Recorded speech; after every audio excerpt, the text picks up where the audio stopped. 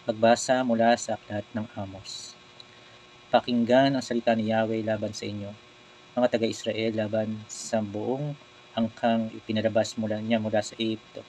Sa inyo lamang ako nakipagkilala sa lahat ng angkan ng buo sa lupa. Kaya parurusahan ko kayo sa isang tanging paraan sa inyong mga kasalanan. Magkasama kayang tumalakad ang dalawa kung hindi sila nagkakasundo? Umuungol ba ang leyon sa gubat kung wala itong biktima? Umuungol ba sa lungga ang batang leyon kung wala itong huli? Nahuhuli ba ang ibon sa bitag na walang kain? Umiigkas ba sa lupa ang bitag kung walang naman itong huli? Sa pagtunog ng trumpeta sa isang lungsod, hindi ba't matatakot ang mga taga roon? Kung may kapahamakan sa lungsod, hindi ba't ginawa iyon ni Yahweh?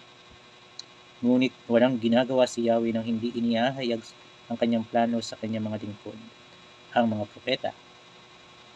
Kapag umungol ang leyon, sino ang di matatakot? Kapag nagsalita si Yahweh, sino ang di magpupropesiya? Mga kapunda, ang salita ng Diyos.